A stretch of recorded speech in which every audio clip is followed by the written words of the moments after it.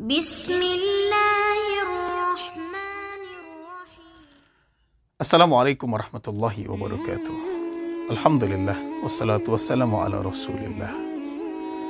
Sahabat-sahabat mengaji sirah yang dimuliakan Allah, pada tahun ke-8 Hijriah, sesudah Rasulullah SAW membersihkan Ka'bah dari kesyirikan dan menghancurkan patung-patung yang berada di sekelilingnya. Ibnu Qayyim al-Jauzi mengatakan, kemenangan terbesar Nabi adalah ketika orang-orang berbondong-bondong masuk ke dalam agama Islam dan kemenangan tauhid terhadap kesyirikan yang dilakukan kepada Allah. Rasulullah melanjutkan perjuangan beliau menaklukkan Bani Hawazin, suku yang begitu kuat dan tangguh serta mereka lihai dalam berperang. Suku ini jumlah mereka sangatlah besar dan banyak suku-suku kecil di bawah suku Bani atau suku Hawazin tersebut.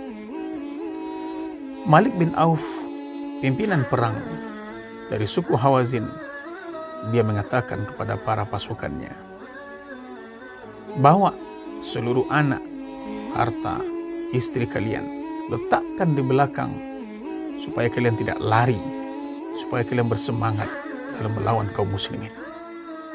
Dan dia juga mengatakan, tidak ada satupun yang meletakkan pedang di sarungnya, sehingga dia memerintahkan pasukannya untuk mematahkan sarung-sarung pedang mereka. Dan juga dia menyampaikan kepada pasukannya, apa yang kalian takutkan dengan Muhammad? Dia hanya menang melawan orang-orang yang tidak mahir dalam berperang, sehingga dia mendapatkan kemenangan dengan mudah. Malik bin Auf melakukan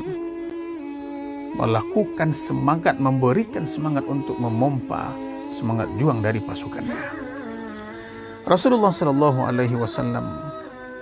ketika akan melakukan perjalanan menuju Bani Hawazin, beliau sudah mengirim utusan Abdullah bin Abi Hadrat al-Aslami untuk mencari informasi secukupnya tentang kabilah Hawazin. Ketika pertempuran akan terjadi, 12.000 pasukan muslimin adalah jumlah yang sangat besar dari setiap perang yang pernah dilakukan oleh Nabi bersama para sahabat. Sehingga muncul kesombongan ketika itu di tengah-tengah para sahabat yang mengatakan kalau jumlah yang sangat besar kita mustahil untuk dikalahkan. Tapi ternyata jumlah tidak menentukan kemenangan dari satu pasukan. Karena kenapa? Karena ketika sudah berada di medan pertempuran, ternyata suku Hawazin menyerang dengan tiba-tiba ke pasukan muslimin, sehingga pasukan muslimin kocar-kacir dan mereka lari tunggang langgang ketika itu, sehingga Rasulullah mereka tinggalkan di medan pertempuran.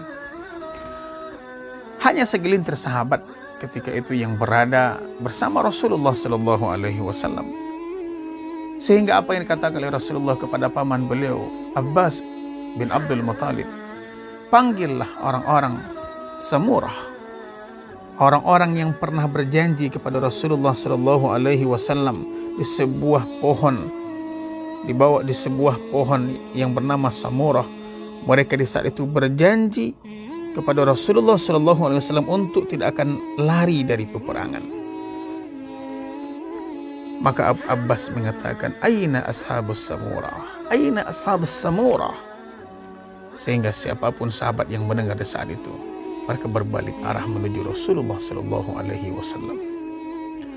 Kaum muslimin, sahabat-sahabat mengaji sirah yang memuliakan Allah, Allah Subhanahu wa Ta'ala memberikan kemenangan kepada pasukan kaum muslimin di saat pasukan kaum muslimin ditolong oleh tentara-tentara Allah, yaitunya malaikat-malaikat Allah Subhanahu wa Ta'ala. Ada sebuah kisah yang menarik di dalam perang Hunain ini, di mana Rasulullah SAW di saat itu membagikan harta rampasan perang ghanimah kepada para sahabat. Tapi yang anehnya di saat itu adalah Rasulullah membagikan ghanimah kepada orang-orang yang baru masuk Islam di kalangan Quraisy. Dan Nabi juga memberikan lebih kepada petinggi-petinggi Quraisy pada saat itu. Sehingga ada kecemburuan di hati orang-orang Ansor. Kemudian sampailah desas-desus itu kepada Rasulullah, sampai Nabi mengumpulkan sahabat-sahabat Ansor di saat itu. Lalu Rasulullah SAW berkata kepada para sahabat-sahabat Ansor, "Wahai kaum Ansar, sesungguhnya desas-desus di antara kalian sudah kudengar. Sesungguhnya apa yang kalian sampaikan di antara kalian sudah sampai ke telingaku. Bukankah aku datang dulu kepada kalian, di mana kalian ketika itu dalam kesesatan, kemudian Allah memberikan hidayah kepada kalian melalui aku. Kemudian kalian dalam keadaan miskin, lalu Allah mencukupi kalian melalui diriku. Dan dalam keadaan saling bermusuhan, kemudian Allah menyatukan hati kalian," kata Rasulullah. Lalu kaum Ansar mengatakan, "Benar ya Rasulullah, sesungguhnya Allah dan Rasulnya yang paling besar karunia dan anugerahnya kepada kami." Lalu Nabi mengatakan, "Wahai kaum Ansar, demi Allah kalian bisa saja mengatakan kepadaku, 'Wahai Muhammad, bukankah dulu engkau datang dalam keadaan didustakan oleh kaummu, lalu kamilah yang membenarkanmu. Engkau datang dalam keadaan terhina, kemudian kamilah yang membelamu. Dan engkau datang dalam keadaan terusir, maka kamilah yang melindungi. Dan engkau datang dalam keadaan miskin, lalu kamilah yang menanggungmu. Wahai kaum Ansar, apakah masih terdetik dalam hati kalian rasa tidak puas terhadapku mengenai sepotong materi dunia yang aku berikan kepada orang-orang agar mereka mau memeluk Islam? Sedangkan aku telah percaya kepada kalian atas keislaman kalian. Tidakkah kalian ridha, wahai kaum Ansar, bahwa orang-orang itu kembali dengan menggiring domba dan onta, sedangkan kalian pulang bersama Rasulullah menuju tempat tinggal kalian? Demi zat yang jiwa Muhammad berada dalam genggamannya, apa yang kalian bawa pulang jauh lebih baik daripada apa yang mereka bawa pulang," kata Rasulullah. Kaum Ansar menangis. Mereka menyesal dengan apa yang ada dalam kepala mereka.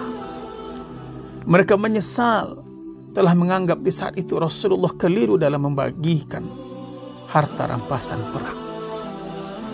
Sampai dikatakan oleh para sahabat, seluruh jenggot-jenggot para sahabat-sahabat Ansar basah karena air mata yang mengalir di pipi mereka. Sahabat-sahabat mengaji sirah sekalian, di sini dapat kita petik sebuah hikmah, makna yang begitu besar, di mana Rasulullah SAW memandang satu iman yang sudah betul-betul sempurna di mata Nabi, maka dia tidak lagi memikirkan perkara duniawi. Dia tidak lagi memikirkan perkara harta. Yang ada dalam dirinya adalah Allah dan Rasulullah SAW. Mari kita nilai diri kita. Sejauh mana iman kita kepada Allah, sejauh mana cinta kita kepada Rasulullah. Selagi harta masih menjadi sesuatu yang paling utama dalam kehidupan ini, maka sesungguhnya kecintaan kita kepada Allah dan Rasulnya belum apa-apa. Dan itu belum bisa kita bawa nanti di akhirat berhadapan dengan Allah Subhanahu wa Ta'ala. Mari kita berbenah hati. Mari betul-betul kita jadikan hati kita ini hanya Allah dan Rasulullah SAW satu-satunya tujuan dalam kehidupan ini. Wabillahi taufiq wal hidayah. Assalamualaikum warahmatullahi wabarakatuh.